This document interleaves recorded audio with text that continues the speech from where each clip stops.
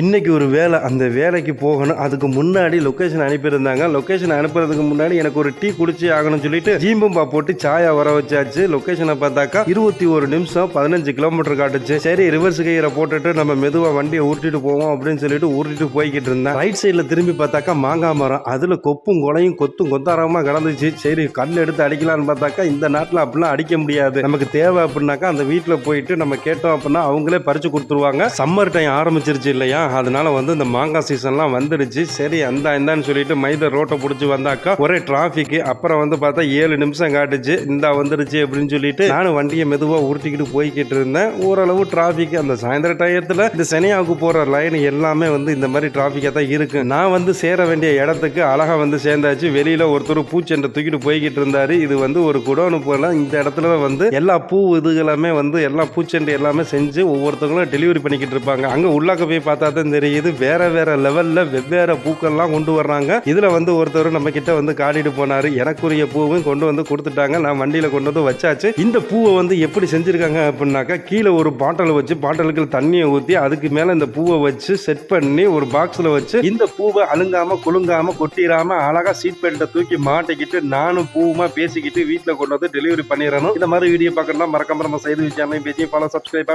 Thank you for வாட்சிங்.